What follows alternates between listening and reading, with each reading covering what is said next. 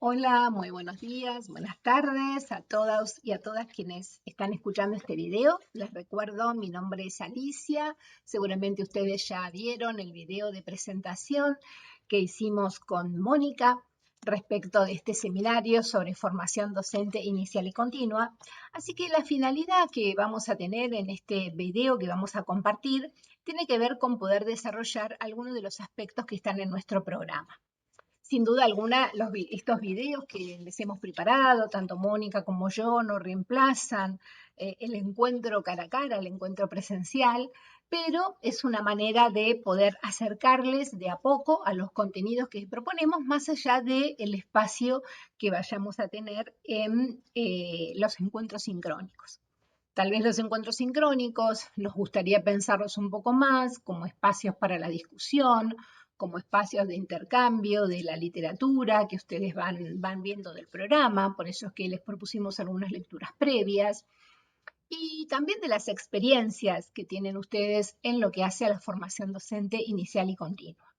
Suponemos nosotras que quienes se acercan a este seminario, que es un seminario optativo, probablemente tengan alguna cercanía a la formación docente inicial y continua, digamos, estén trabajando ustedes en ámbitos que tienen que ver con la formación de maestros y maestras, de profesores y profesoras para el nivel primario o para el nivel inicial, y debe ser de utilidad para ustedes participar en alguna de estas discusiones. O incluso podría ocurrir que alguno de ustedes, alguna de ustedes, esté trabajando como capacitador o capacitadora en el área de didáctica de la matemática para docentes del nivel primario y el nivel inicial, y las discusiones que nosotros damos aquí son de vuestro interés.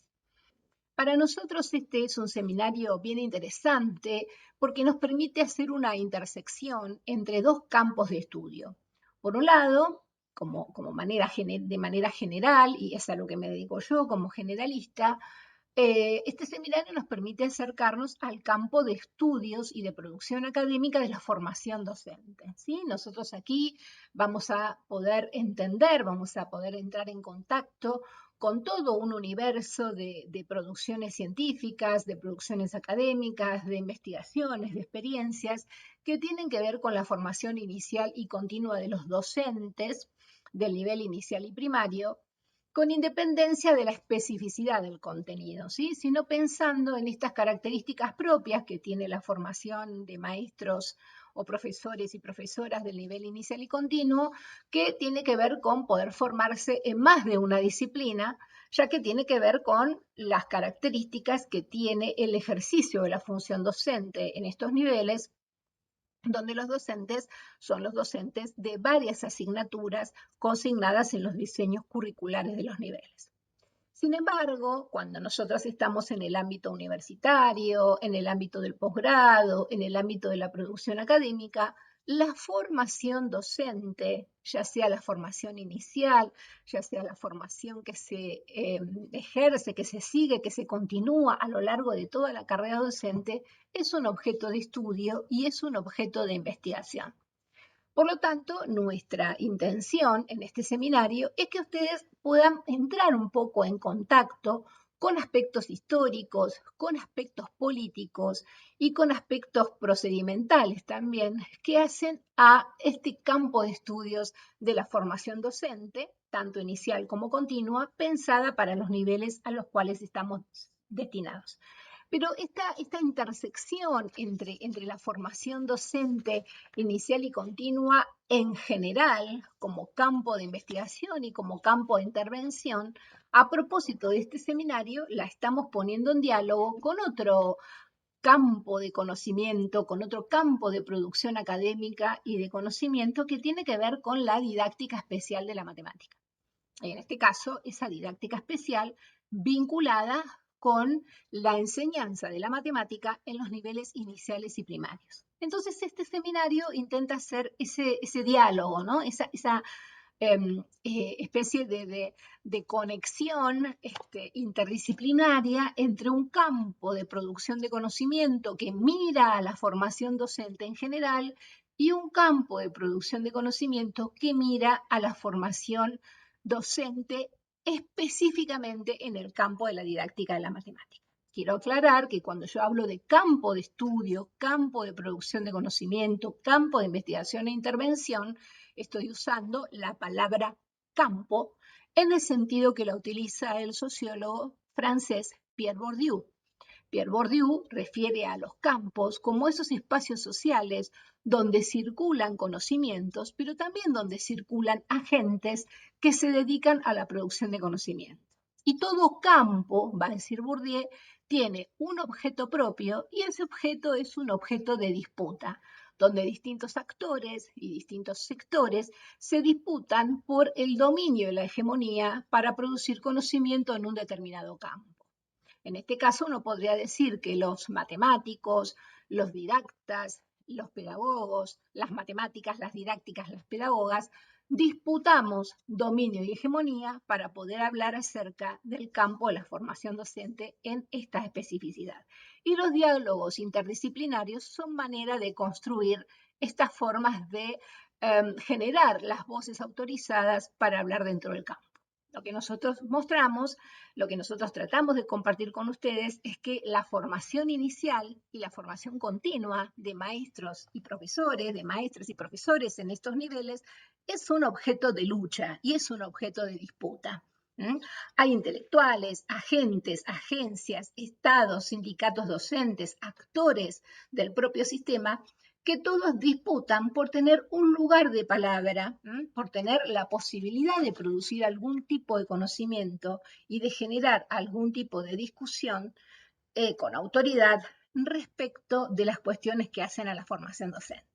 Entonces, a mí me parece interesante que nosotros podamos entender que así como hablar de matemática, de la matemática escolar, implica una disputa entre quienes se definen por la disciplina matemática y entre quienes se definen por las disciplinas pedagógicas, más allá de que cuando se conjuga la matemática con la pedagogía y la didáctica se forma allí un objeto distinto, también quienes pueden hablar sobre formación docente y quienes pueden producir conocimientos sobre formación docente es una disputa que a mí me gustaría que podamos introducirnos en esa discusión, que es una discusión política, pero que también es una discusión epistemológica que se da dentro de este campo de producción de conocimiento. Y que en definitiva esa disputa responde a una pregunta, que es a la pregunta: ¿quién tiene autoridad para decir qué se hace en este campo? ¿Cómo se aborda este campo? ¿Cómo se estudia? ¿Cómo se investiga este campo? ¿Cuáles son las voces autorizadas? En la perspectiva en la que nosotros estamos trabajando dentro de este seminario, las perspectivas que estamos proponiendo para pensar un poco estas relaciones de disputa tiene que ver con reconocer que la enseñanza de un profesor o de una profesora, la formación de un maestro de una o de una maestra es un campo multiactoral y es un campo multidisciplinar. Entonces, la idea es que pensemos que las voces autorizadas son voces colectivas, que no vienen solamente de una sola profesión o de un solo campo académico, y que al mismo tiempo en nuestra aspiración como profesoras de este seminario, pero también como investigadoras y como docentes en la universidad, aspiramos a que en esa autorización, en esa capacidad de poder producir saberes y conocimientos respecto de la enseñanza de la matemática y respecto de la formación matemática de las y los maestros, seamos varias las voces autorizadas, no solo los que estamos en la universidad, sino también los que están en los institutos de formación docente y, sobre todo, también aquellas personas que están en el escenario escolar, que están en las escuelas, que están en los jardines de infantes, que son quienes llevan adelante las tareas de enseñanza de la matemática. Y de la enseñanza del nivel, por supuesto. Dicho esto, me gustaría comenzar a conversar con ustedes sobre algunos aspectos que hacen a esta unidad 1 que voy a presentar y una discusión respecto de los abordajes de esa unidad. No se agotan en este video, solamente es una introducción que les va a ayudar a meterse mejor en las discusiones. Si me permiten, voy a compartir una presentación que tengo organizada para que podamos ir viendo desde esta presentación algunos elementos de los que les decía preparamos para esta clase. Como suele ocurrir cada vez que hacemos un video para una clase, tenemos este segundo en el que esperamos que todo funcione como tiene que funcionar. Bueno, nuestro seminario, Formación Docente Inicial y Continua en Didáctica de la Matemática, ustedes saben que está estructurado en distintas unidades. El video que estamos presentando ahora tiene que ver con la presentación de la unidad 1, que tiene que ver con la formación docente inicial y continua, el contexto histórico y tendencias actuales. Y aquí vamos a hablar de distintos temas. Las tradiciones en la formación docente inicial para los niveles inicial y primario, la formación centrada en las disciplinas, la formación por competencias, la formación como construcción a lo largo de la vida, la identidad y el trabajo docente, elementos que hacen a la identidad. ¿Qué somos los docentes? Sacerdotes, trabajadores, trabajadoras, profesionales, emprendedores. La biografía docente como elemento para interpretar la formación y las tendencias de formación inicial en América Latina y además en Argentina. Este es el recorrido que les proponemos en esta unidad. En este video que yo voy a compartir con ustedes, me voy a centrar en algunos aspectos que me interesa que podamos discutir respecto de las temáticas que abordamos en la unidad. Básicamente me interesaría que podamos entrar con este primer tema que tiene que ver con la formación de los docentes centrada en las tradiciones, en su historia y en esta cuestión que hace a la identidad del trabajo docente. Todos estos temas responden a, como dice el título, el contexto histórico de la formación docente, para que podamos conversar después en el próximo video sobre las tendencias actuales. Entonces mi idea es poder conversar y empezar a charlar con ustedes sobre algunos aspectos que hacen a este contexto histórico. ¿Por qué nos interesa el contexto histórico? Digamos, ¿por qué vamos a hablar de la historia de la formación docente? Primero, porque en un seminario sobre formación docente, y tal vez el único espacio donde ustedes discutan en esta carrera sobre la formación docente, nos parece que hay algunos elementos que hacen a la constitución histórica del campo que es importante que ustedes lo conozcan. Y segundo, porque muchas de las prácticas docentes que tenemos hoy en día, de las prácticas docentes de las maestras de educación primaria y de las maestras de educación inicial en general, pero también relacionadas con la matemática en particular, están fuertemente atravesadas y permeadas por las tradiciones y la historia de la formación docente. Los docentes no somos solamente lo que somos ahora en tiempo presente, sino que somos todo aquello que la tradición histórica en la formación docente, tradición que muchas veces nosotros aprendemos e incorporamos y mamamos en los institutos de formación docente, en nuestra socialización profesional en las escuelas, en los jardines de infantes. Toda esa historia, todas esas tradiciones están presentes en muchísimas prácticas docentes que llevamos adelante, están presentes en muchos modos de ser docente, están presentes en muchas posiciones docentes que construimos en el presente y que hacen a nuestra identidad.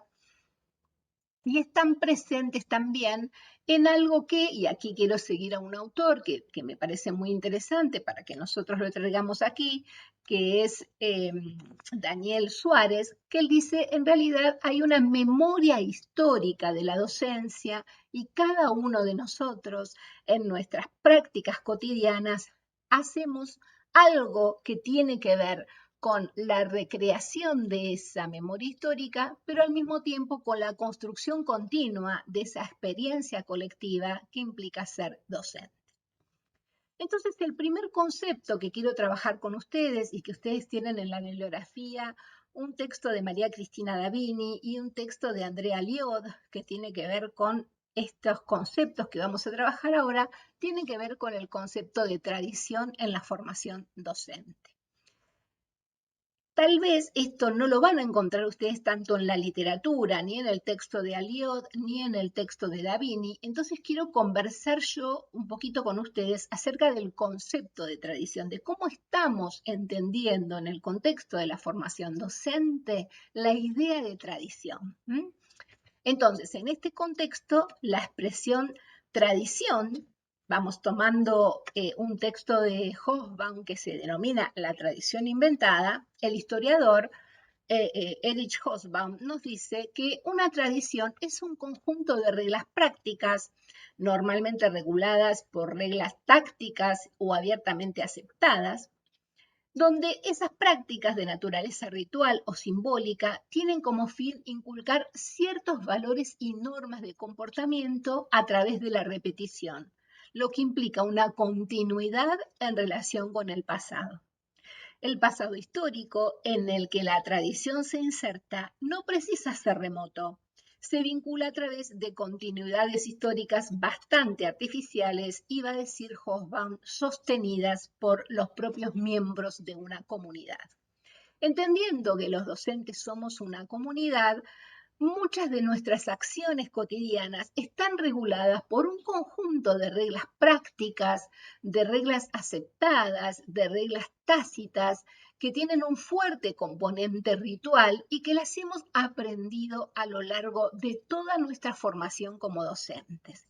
Y ahí vamos a tomar una categoría que va a trabajar Cristina Davini en alguna de las lecturas que ustedes tienen, y Andrea Liot también, donde ellas dicen que es muy importante considerar que la formación de un docente o de una docente no empieza el día que entra al Instituto de Formación Docente o el día que entra a la universidad, sino que esa formación comenzó a gestarse, esa formación comenzó a surgir como formación en el preciso momento en el que nosotros visitamos una escuela. La experiencia escuela, esa experiencia cotidiana, repetitiva, que tiene una fuerte carga afectiva, una fuerte carga ritual o simbólica, y que suele empezar cuando teníamos 5 o 6 años, inclusive para las personas más jóvenes puede haber comenzado a los 3 años o a los 45 días, si entraron a un jardín de infantes y a un jardín maternal desde esa edad. Todo ese pasaje por esas instituciones forma un conjunto de experiencias que cuando nosotros, nosotras, después nos convertimos en docentes, esa experiencia todavía sigue siendo una experiencia que está fuertemente arraigada en nuestra experiencia singular y que nos permite construir una continuidad en relación a nuestro pasado biográfico, pero también en relación a todo el pasado biográfico de la docencia como colectivo. Entonces, recuerden este concepto que es muy importante y que tiene que ver justamente con esta idea, ¿no? Que van a trabajar los autores, con la idea de que existe una biografía existe una biografía educativa. Todos nosotros tenemos una biografía educativa. Entendemos por biografía educativa ese conjunto de experiencias pedagógicas que hemos vivido en las escuelas desde el día que entramos a la primera escuela hasta que salimos del Instituto de Formación Docente. Y esa biografía, van a decir autoras como Aliot, autoras como Cristina Davini, y también Estanislao Antelo, que ustedes tienen para leer en la bibliografía complementaria, esa biografía tiene un fuerte peso formativo. Tal es así, van a decir otros autores como Terard, que la formación docente es una empresa de bajo impacto, es decir, en algún momento del trabajo de los docentes va a tener más peso la biografía docente que la propia formación inicial. ¿Y por qué esa biografía docente tiene tanto peso? Bueno, porque se constituye en una especie de tradición que nos permite dar explicaciones sobre el presente, pero que sobre todo nos permite establecer certezas que están apoyadas en esa naturaleza ritual y simbólica que tiene nuestra experiencia pedagógica. Por otro lado, tomando el concepto de Davini va a decir que entendemos por tradiciones en la formación de docentes a configuraciones de pensamiento y de acción que construidas históricamente se mantienen a lo largo del tiempo.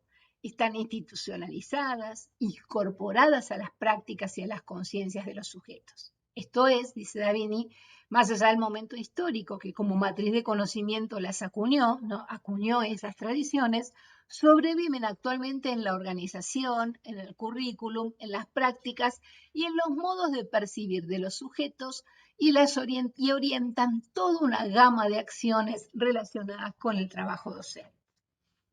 Aquí introduce algo muy interesante Cristina Davini y que tiene que ver justamente con estas tradiciones que se han construido históricamente, pero que se mantienen a lo largo del tiempo, institucionadas e incorporadas en las prácticas. Pongo un ejemplo de esto. Muchas veces, muchas docentes, cuando se encuentran frente a una situación pedagógica, un desafío áulico, algo que se sale de lo planificado, que se sale de lo instituido, suelen hacerse la pregunta, bueno, ¿cómo lo resolvían las maestras que yo tuve? Ese cómo lo resolvían las maestras que yo tuve hace que la biografía vuelva a tener ese impacto fuerte en la configuración de un docente o de una docente. Y esa es una matriz de conocimiento que actúa en el escenario de la formación todo el tiempo. Es importante también considerar, y aquí voy a tomar otra categoría que ustedes van a encontrar en la literatura que les proponemos, que la docencia tiene la formación de los docentes, tiene una característica que se llama isomorfismo. ¿Qué quiere decir isomorfismo? Que las instituciones donde nos formamos son exactamente iguales a las instituciones donde después vamos a ir a trabajar. Un ingeniero que se forma en la universidad y que después va a trabajar en un laboratorio o va a trabajar en una fábrica, va a encontrar con que la fábrica o el laboratorio probablemente se parezcan poco, tengan algunos elementos porque hay laboratorios en las facultades, pero probablemente se encuentra con que se parece muy poco a la experiencia formativa que tuvo y que hay una continuidad, que más que continuidad hay ruptura con esa experiencia formativa. El campo laboral es muy distinto al campo de la formación. Sin embargo, en el caso de la formación docente, el campo, el espacio laboral es isomórfico al espacio de la formación. Es decir, las instituciones de formación docente replican la gramática, la forma y la cultura de las instituciones donde vamos a ir a trabajar, pero que además son instituciones donde hace muchos años que estamos, porque entramos allí desde el jardín de infantes, recuerden eso. Entonces, esta característica que se denomina isomorfismo es una de las particularidades que tiene la formación inicial de los docentes, donde el peso de lo biográfico, como decíamos anteriormente, es muy fuerte por su valor ritual, simbólico y afectivo, y el peso de lo isomórfico es también muy fuerte porque tenemos en nosotros institucionalizado una manera de proceder en la experiencia escolar. Sobre todo los institutos de formación docente, que en general replican muchas normas de la escuela secundaria, la organización horaria, la organización por turnos, el hecho de que las estudiantes y los estudiantes estén siempre en la misma aula y sean los profesores los que visitan su aula. Tal vez la universidad rompe un poco con esa estructura porque tiene otra estructura organizacional y otra política académica. Pero los institutos superiores de formación docente, los institutos de educación superior, tienen una forma escolar y una gramática escolar muy similar a la escuela secundaria y en muchos casos también a la escuela primaria. Entonces, esa fuerte continuidad que se da entre las instituciones donde nos formamos y las instituciones donde vamos a trabajar y que constituye esa característica a la que denomino isomorfismo, es un poco el sostén donde se van a desarrollar estas tradiciones y que hace que esas tradiciones, esas configuraciones de pensamiento y acción construidas a lo largo del tiempo, se sigan manteniendo por ese fuerte peso isomórfico que tiene la institucionalización docente. Finalmente, tomando a otros autores del campo de la formación docente, que son Liston y Seichner, cuando ellos hablan de las tradiciones en formación docente, dicen que las tradiciones son un argumento que se mantiene a lo largo del tiempo, en el que se definen y se redefinen ciertos acuerdos fundamentales en relación a dos tipos de conflictos. Los que se producen con críticos y enemigos externos a la tradición, por ejemplo, con quienes critican a los docentes o a las docentes, y los debates internos, interpretativos, a través de los cuales se expresa el significado y la base racional de los acuerdos fundamentales y mediante cuyo progreso se construye la tradición.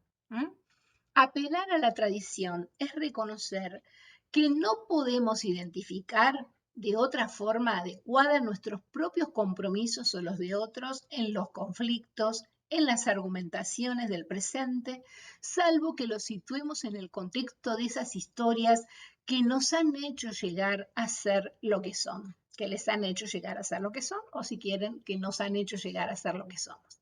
Muchos de los argumentos que los docentes elaboran para poder hablar acerca de su experiencia se justifican en la tradición, se justifican en siempre se hizo de esta manera. Y a veces la falta de preguntas sobre la propia formación docente y sobre el propio trabajo docente tiende a la naturalización de lo que pasa en la escuela, a la naturalización de la organización de la escuela, a la naturalización de lo que pasa en los contenidos, a la naturalización de la forma en que se organiza el espacio, de la forma en que se organiza el tiempo escolar, y todo esto hace que las tradiciones en la formación docente tengan como ese peso de argumento donde las cosas se hacen así porque siempre se hicieron de esa manera. Esto también, las tradiciones, nos dan tranquilidad porque permiten que nosotros no estemos cuestionando todo el tiempo el espacio de formación docente en el cual estamos, ¿verdad? Que no estemos todo el tiempo pendientes de ese cuestionamiento.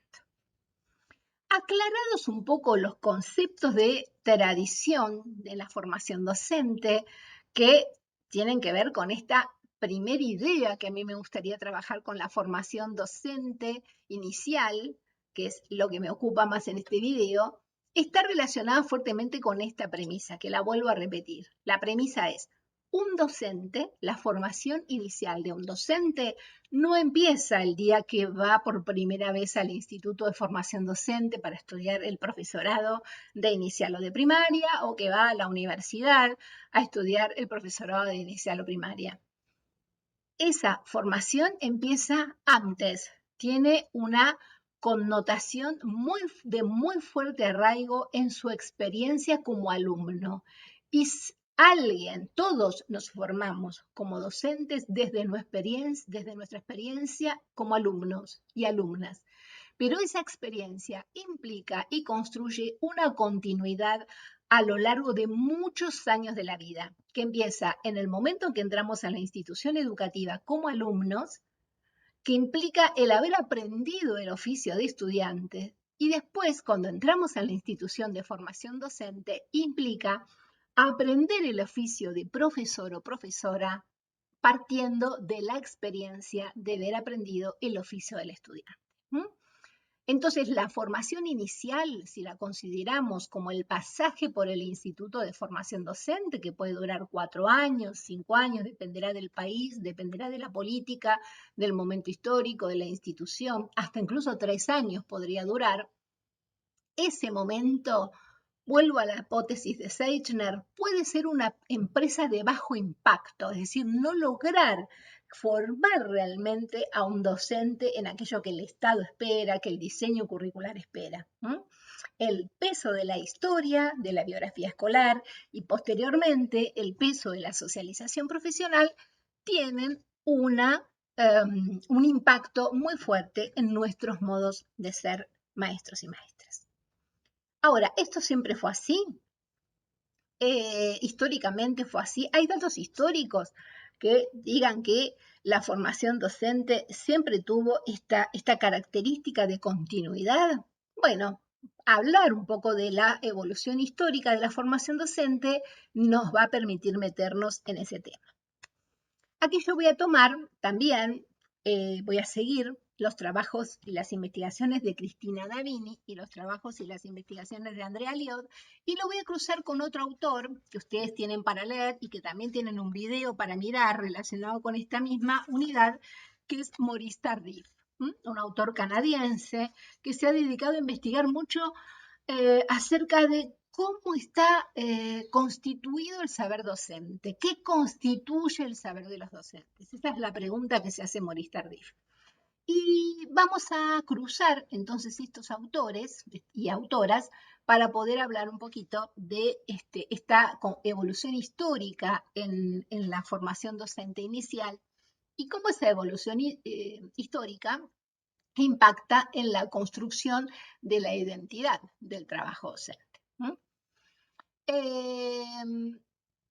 Lo primero que podemos decir es que la formación de profesores va a aparecer a partir de la modernidad, a partir del siglo XVIII, junto con lo que llamamos el dispositivo de la escuela moderna. La idea en el siglo XVIII de la formación de los docentes tenía que ver estaba relacionada con la formación de un cuerpo especializado de sujetos que tuvieran saberes basados en las disciplinas científicas, métodos como para poder enseñarlo, de allí el surgimiento de la didáctica, y al mismo tiempo cualidades personales y morales, virtudes personales y morales, que les pudiera permitir llevar adelante la enseñanza de estos saberes a partir de metodologías también científicamente probadas, donde la coincidencia entre método y saber pedagógico coincidía con la diferencia entre método científico y saberes de la ciencia. En el siglo XIX, la constitución de los sistemas educativos nacionales va a desencadenar el proceso de institucionalización de la formación docente y del surgimiento de instituciones específicas para formar docentes. En el siglo XVIII, la formación de maestros y profesores, en general el término que se utilizaba en ese entonces era el de profesor, es decir, el que profesa un saber. En el siglo XVIII, en general, el profesor es alguien que se ha formado o en la disciplina científica o en la iglesia. La constitución de un campo específico de instituciones específicas para la formación de maestros y maestras va a aparecer en el siglo XIX. Por eso hoy hablamos de un proceso de institucionalización de la formación docente. Y la formación docente se va a convertir en una cuestión pedagógica, esto es, en una cuestión que tiene que tener sus propios fines y objetivos, y se va a convertir también, sobre todo, en una cuestión política, porque va a ser el Estado, a partir de la constitución de los sistemas educativos nacionales, que se va a encargar de una política pública para la formación de los docentes. En Argentina, ese proceso de institucionalización de la formación docente va a coincidir con el proceso de institucionalización de las escuelas normales a partir de 1870. Ya todos conocemos seguramente esta historia, que la primera escuela normal que se afinca en Argentina es la Escuela Normal Nacional del Paraná. Esta escuela normal se va a constituir después en el ejemplo del resto de las escuelas normales del país y va a aparecer allí la primera institución que se va a encargar de la formación de los docentes y de las docentes, cuya preocupación central está en promover un cuerpo de especialistas que puedan trabajar en la enseñanza primaria y que esa enseñanza primaria pueda cumplir con la formación y la producción de un ciudadano que se reconozca como ciudadano argentino. El sistema de educación superior en nuestro país es un sistema de formación bastante complejo y me gustaría comentarles un poco cómo está organizada la educación superior, la formación docente en Argentina, la formación docente inicial. Dentro del sistema de educación superior, la formación docente constituye un subsistema que es un subsistema mixto que está constituido por universidades y por instituciones terciarias no universitarias. En nuestro país, las instituciones de educación superior, solo el 84% forma docentes. Y de esas instituciones son muy pocas universidades nacionales las que forman docentes para los niveles inicial y primario. Por lo tanto, nosotros podríamos considerar que más del 87% de las instituciones de nuestro país que están destinadas a la formación docente son los institutos superiores de formación docente, que en general dependen de la órbita de los ministerios de educación provinciales, aunque coordinados a nivel nacional por el Instituto Nacional de Formación Docente o INFOD. Estas carreras, que son de nivel terciario, no universitario, o como lo plantea la Ley de Educación Superior, son institutos de educación superior, IES en su sigla, suelen ser de carácter público y privado, con una fuerte predominancia del sector público por sobre el sector privado. ¿Qué características tienen estas instituciones de formación docente? Digamos, ¿qué característica tiene este sistema de formación docente destinado? Acuérdense que estoy hablando específicamente de aquellos que forman profesores y profesoras de inicial y primaria, porque la universidad, por ejemplo, tiene un peso muy importante en la formación de los profesores y profesoras del nivel secundario. Pero acá estamos hablando de primaria y secundaria. ¿Qué características tiene? Hay dos: la heterogeneidad institucional y la diversificación de instituciones. En general, cuando nosotros hablamos de heterogeneidad institucional, es que hablamos de distintos tipos de instituciones que forman estos docentes del nivel inicial y primario. Una manera de mirarlo puede ser por universidades y por institutos de formación docente. Otra manera de mirarlo es por la presencia del sector público y privado. Pero también esta heterogeneidad institucional tiene que ver con que hay instituciones que solo se dedican a la formación de docentes, por instituciones que forman docentes y también forman técnicos, ¿no? Hay muchos lugares, institutos de formación docente y técnica, por instituciones que forman docentes y otras profesionales, las universidades tienen esas características, y por instituciones que forman niños y jóvenes en distintos niveles y modalidades, terminando en la educación primaria, como suelen ser las ex escuelas normales en Argentina, que muchas veces se conocen como unidades pedagógicas y que forman estudiantes desde que entran al nivel inicial a la formación de maestros y profesores, a cuando terminan los institutos de formación docente. Fíjense que ahí se da esta idea del isomorfismo, está muy presente en este tipo de instituciones. Y ahí va a aparecer otra característica también, que es la que Cristina Damini denomina la endogamia, ¿no? Un sistema, el sistema formador de docentes, que es un sistema muy endogámico, en el que conviven actores, sujetos que se han formado por docentes que forman a otro que será docente, que formará a otro que será docente, ¿no? Y es como una cadena y una continuidad que tiene que ver con esta característica que María Cristina Damini llama endogamia. Esto es para que veamos algunas características generales de nuestro sistema. ¿Por qué estoy mostrando esto? ¿Por qué muestro esta diversidad de instituciones? Porque en la conformación histórica del subsistema de formación docente, este tipo de instituciones, las instituciones de educación que componen el subsistema de formación docente, son aquellas en las que quiero hacer hincapié para poder hablar de su evolución histórica, porque son las que tienen el papel predominante en la formación de docentes. Entonces, vamos con esa evolución histórica.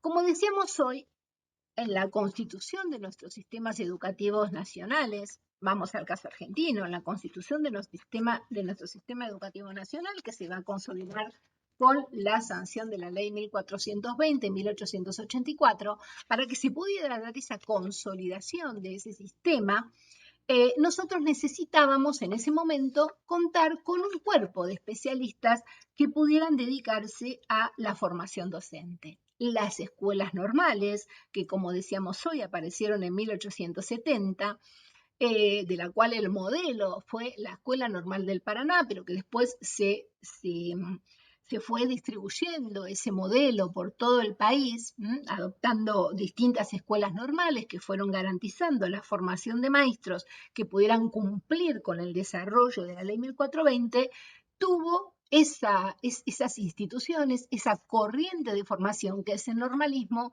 características muy fuertes y similares en toda escuela que se definiera como escuela normal. ¿Era el normalismo o la escuela normal el único modelo de formación de docentes que existía a los inicios de nuestro sistema educativo? No, había otros sistemas. De hecho, las escuelas de formación docente religiosas, que en general estaban amparadas en la orden religiosa de La Salle, fue una de las más fuertes improntas que nosotros encontramos en la formación docente en Argentina. Y hay muchos elementos del lasallismo que podemos encontrar también en el normalismo.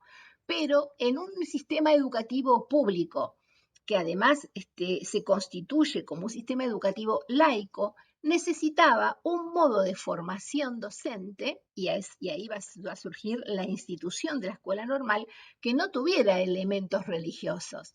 Por eso es que el normalismo se constituyó en la corriente pedagógica que mejor se hizo cargo de la necesidad de formar un docente que, además de tener saberes y conocimientos, fuera un docente laico, un agente del Estado y un agente moralizador para la formación de la ciudadanía.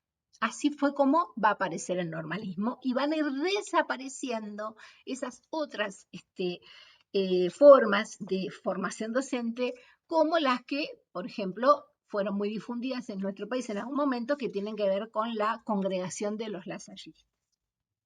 ¿Qué características va a tener este normalismo? Bueno, en líneas generales el normalismo es considerado, el maestro normal, la maestra normal es considerado como un misionero, una misionera, una persona que tiene características centrales para poder dar un corte civilizador a la barbarie.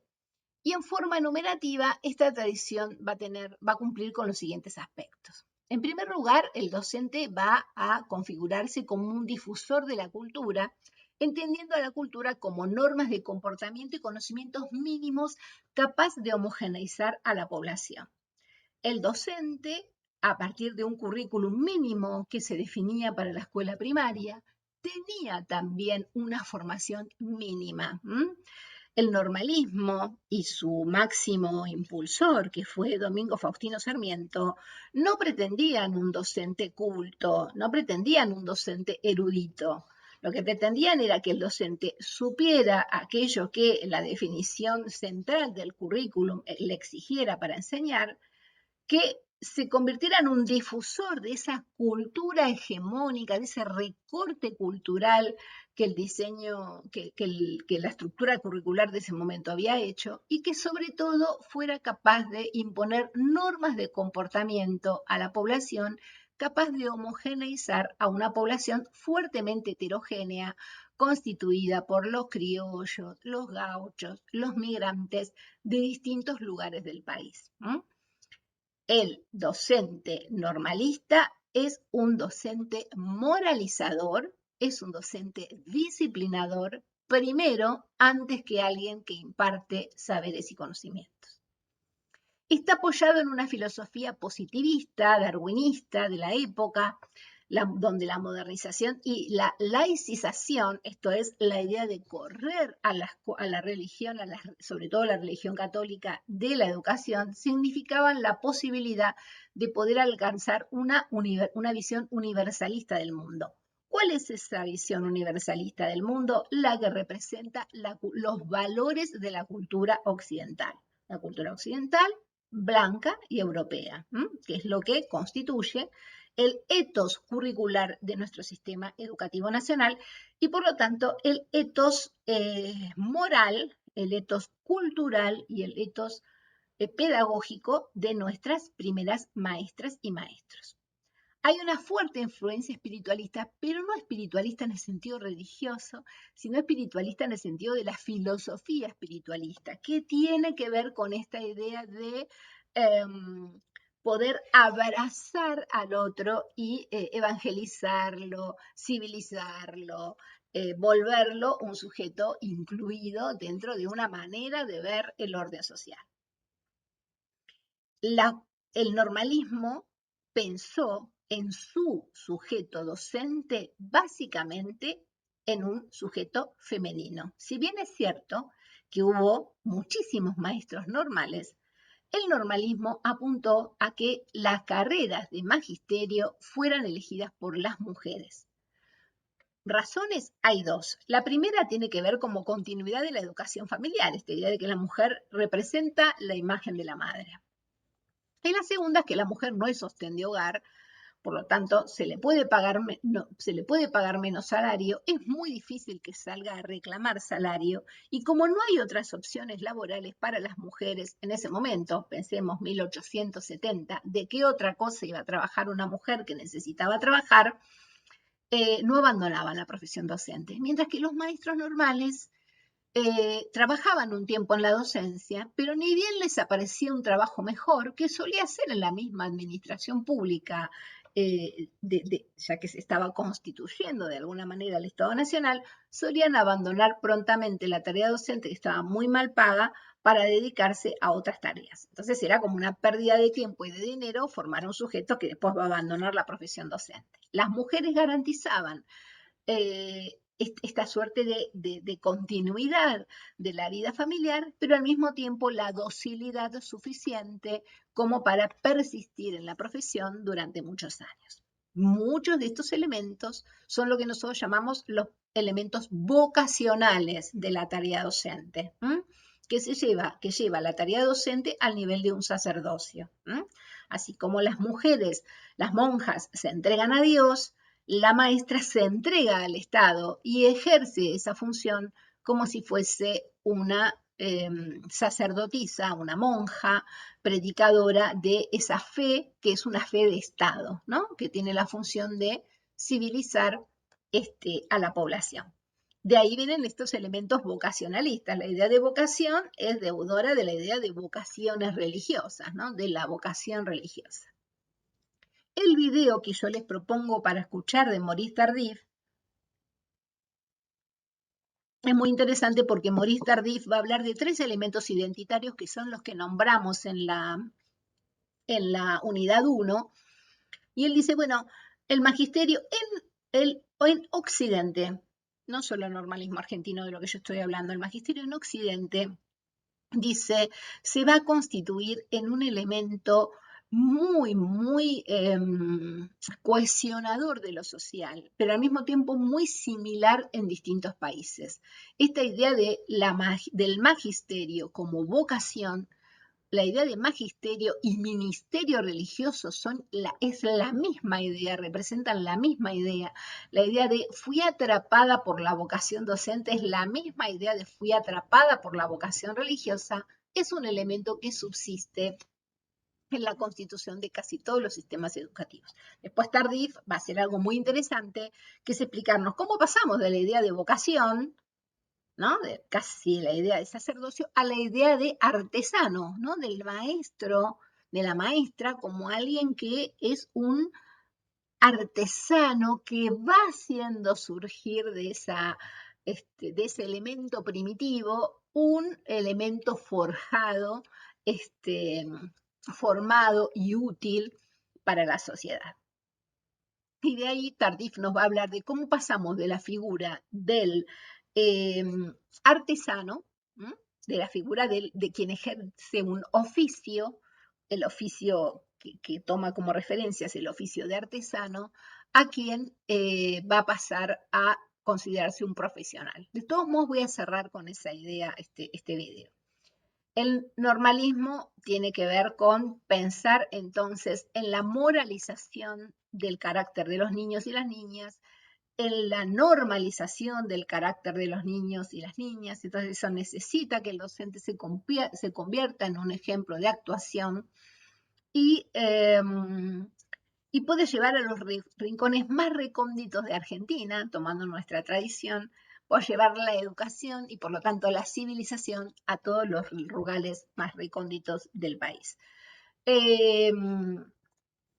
Quiero contar una anécdota familiar. Mi abuelo materno era maestro normal, él estudió en la escuela normal nacional de Catamarca, porque él había nacido en el norte.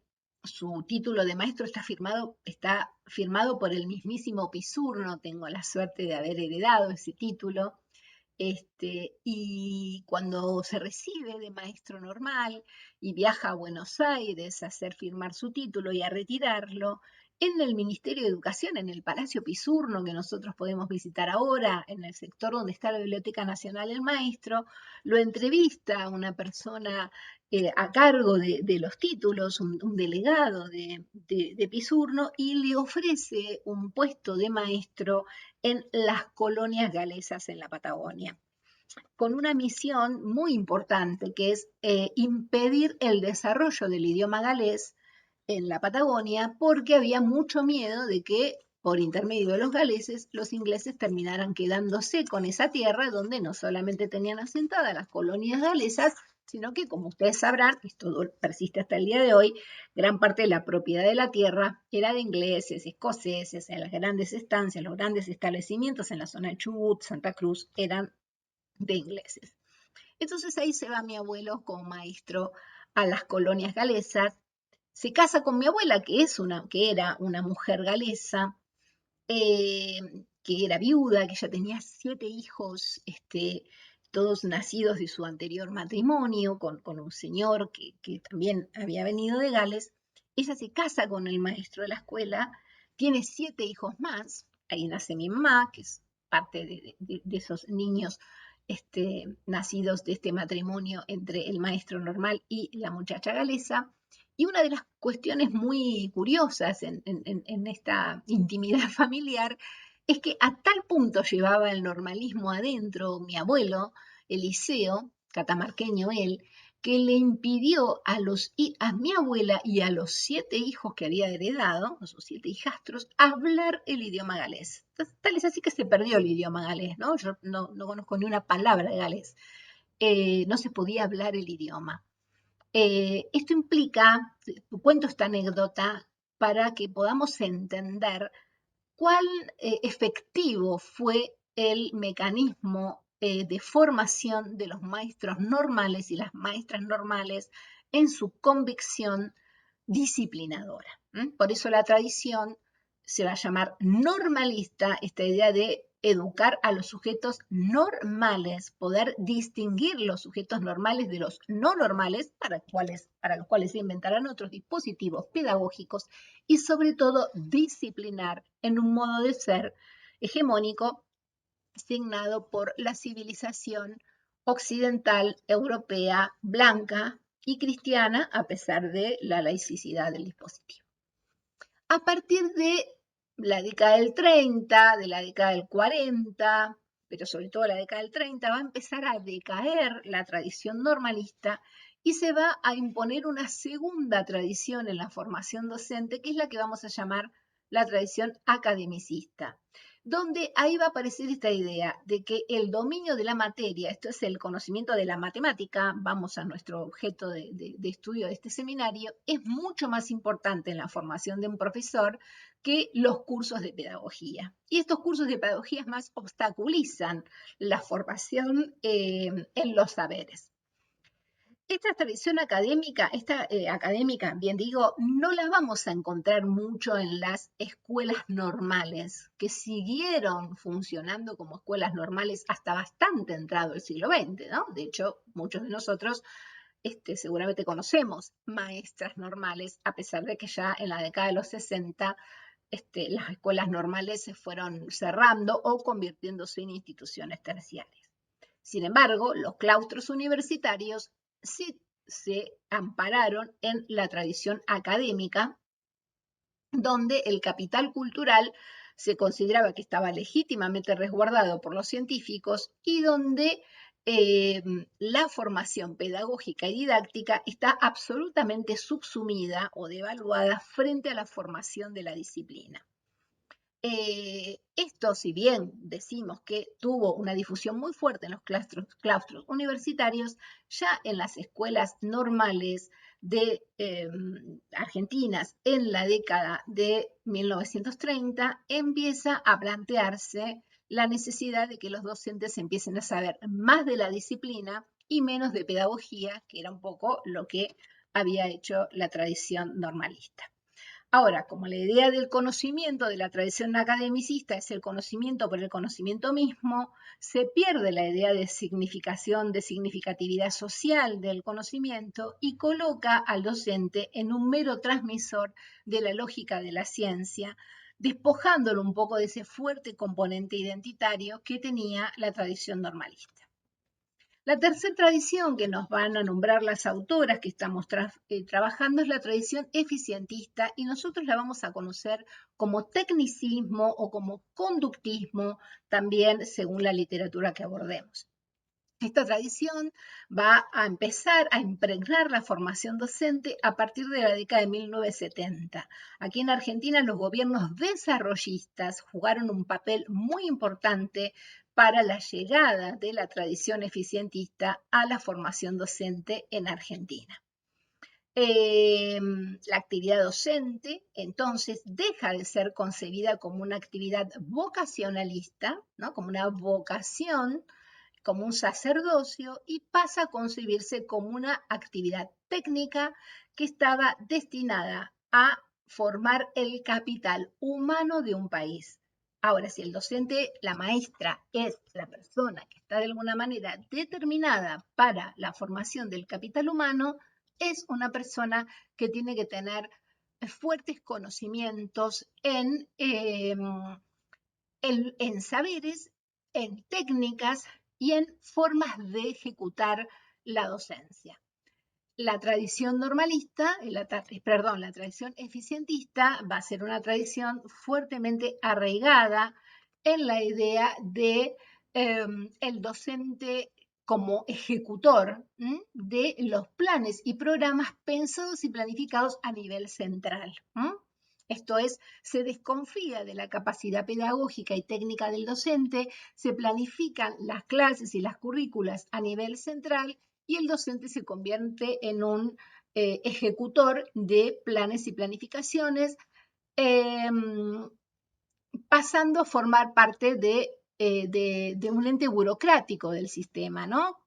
Donde de alguna manera hay una forma de, empiezan a ejercer, donde el currículum empieza a ejercer una forma de control de la práctica docente. Esta tradición tuvo muchas dificultades al principio en consolidarse con las maestras normales, pero después fue altamente considerada y arraigada en los docentes porque los docentes empezaron a confiar en la técnica más que en el conocimiento. Y mucho de esta confianza en la técnica todavía la tenemos hoy en día cuando los docentes confían más en bajarse una secuencia didáctica de internet o bajarse una secuencia didáctica de algún libro, de algún autor, de alguna página a la que le adjudica autoridad, que ponerse a pensar en las propias formas de ejercer su profesión y de construir conocimiento desde su profesión, ¿no? La idea de habilidad del docente estaba determinada por competencias objetivas y estas competencias objetivas tenían que ser competencias fuertemente ligadas con la planificación. Esta fue como la última gran tradición consolidada. A partir de la década de los... y que también tuvo no solamente su correlato en los gobiernos desarrollistas, sino también con variaciones en las dictaduras militares. En los últimos años hay otras corrientes de desarrollo docente que se han que se han desplegado, pero que no han logrado consolidarse fuertemente en la medida en que no logran una alianza exacta y perdurable con el Estado. El constructivismo, por ejemplo, las perspectivas psicogenéticas en educación, a veces forman parte de la política pública y la política curricular del Estado para formar maestros y profesores, o maestros y maestras, sobre todo a nivel inicial y primario, y muchas veces no lo hacen. Los cambios de gobierno determinan también cambios en el pensamiento pedagógico.